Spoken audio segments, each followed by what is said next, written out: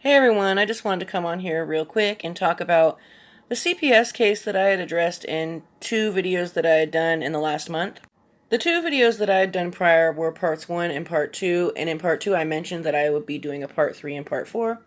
However, this is not part 3. This is just me addressing some inconsistencies that I saw in a live stream from this evening. Let me play you a clip. I love that Kay is the only creator that has shown a picture of Jake so far, by the way. Just so you know, I want to be abundantly clear that not once did I, Josh, or Annie especially, has Annie shown a picture of this man. She has no interest in defaming this man.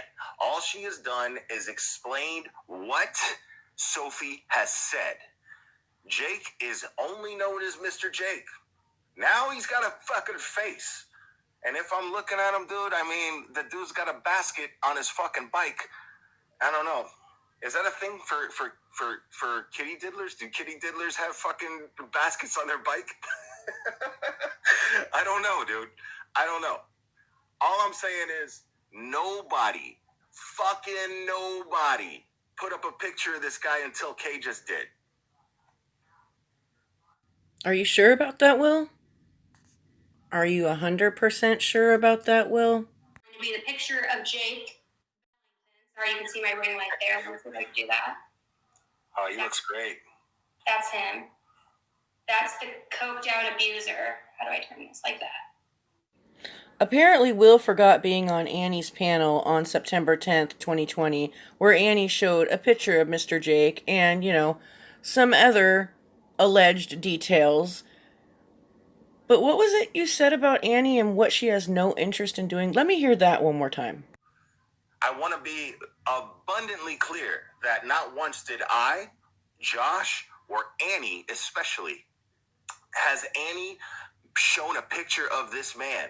She has no interest in defaming this man.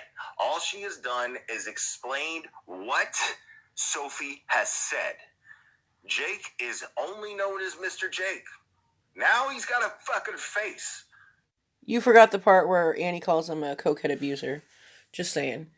Anyhow, I kind of laughed when he said, especially Annie, because I think it's especially funny, since Annie was one of the first creators to show Mr. Jake's picture on YouTube. And while we're on the subject of Annie not wanting to defame anybody, let me play some more clips.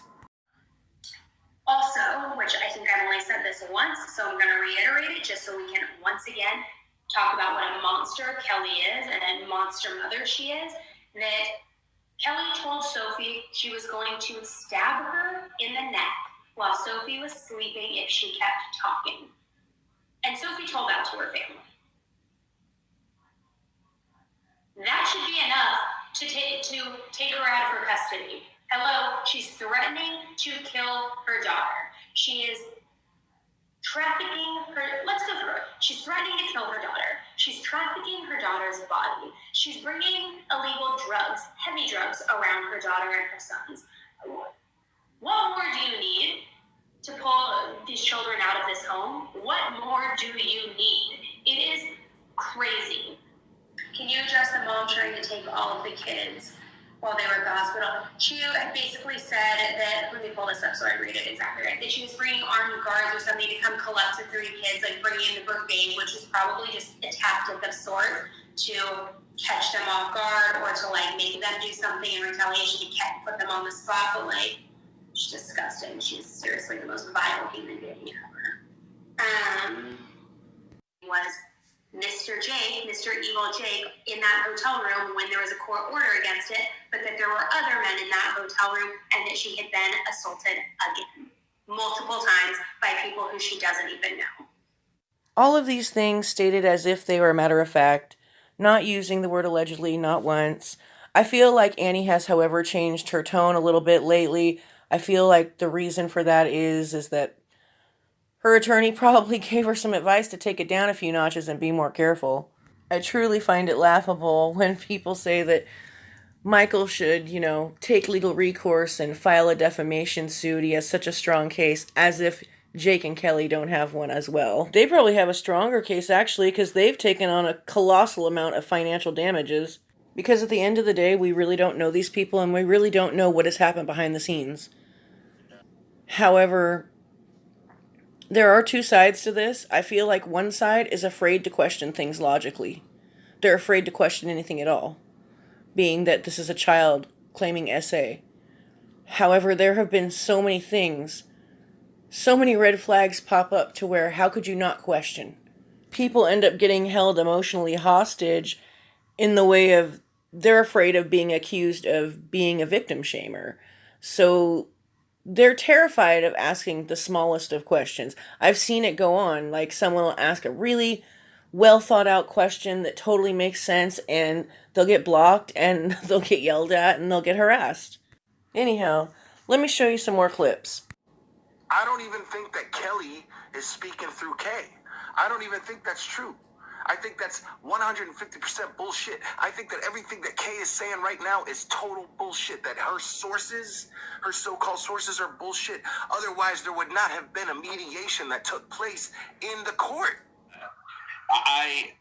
If she, and I believe she is in contact with Kelly, because of I believe so too. I believe so too. Yeah. Will just can't seem to make up his mind. It couldn't possibly be that one night he's pushing one agenda and then, trying to facilitate a whole nother narrative a couple weeks later. You never know with him. Next, I want to address some of the text messages and DMs that he went over on his live stream, and then I'm going to wrap it up. First, I want to talk about the messages between Michael and Kelly's father before he had passed away. I guess that Michael and Kelly's father had a pretty good relationship until a certain part in the divorce. Then they started to not get along as well. That's my understanding, at least. Critical K went over these messages on her live stream. I'll leave a link and a timestamp to go over those because there's a lot of them and I want to keep this video kind of short. The part I really wanted to talk about regarding Kelly's father, though, is that Will was trying to make Michael out to be this, really caring and understanding ex-husband, trying to insinuate that people like Kay and myself and others are trying to twist and spin this story into something else. I guess Michael had been messaging with Kelly's dad the night before Kelly's dad died, and then when he found out that Kelly's dad had passed away, he was really nice to Kelly and really helpful. I don't know, how else was he supposed to react? Will decided to use this as his example of how he's a really good ex-husband and good at co-parenting. Does this sound like a guy that's trying to destroy his ex-wife? Come on now, her father just died. You really think that he's gonna pull all that crap like that night? Come on now. Just go listen to the text messages that Kay put on her live stream, or maybe listen to the phone call between Kelly and Michael that I have on my channel, and you'll get a better idea of what type of an ex-husband he is and how well he co-parents. Now I want to talk about the DMs that were allegedly between Jake and another woman that wasn't Kelly, where they're discussing meeting up and, partaking in some substances and, being intimate with each other. I just wanted to say, I don't know. This feels kind of suspect to me. I don't know anybody who talks like this, to be honest with you. And if they were talking like this, they would totally be joking. Let me read the message for you. I got the blow, you bring the tits, and you can do one off my dick. That's hot. So are you. So says my stingy. I think that's stingy. I don't know what she says right there. Will also read a bunch of messages allegedly between Kelly and some girl that knows Jake, and Kelly basically says, Jake's not a good person, and Jake's dick's hard all the time because he's all coked up, and all this random stuff. I'll leave a link for Will's live stream with a timestamp so you guys can go over there and read through those, but to me, in my opinion, the conversation is kind of strange. Even if the conversations are real on both ends, it means nothing. And Will was using this to try and say that we now have proof that Kelly and Jake do coke. Well, you know that DMs can be faked, right? You know that almost anything can be faked online. For example, this message right here kind of explains how things can be faked. Let me read it for you.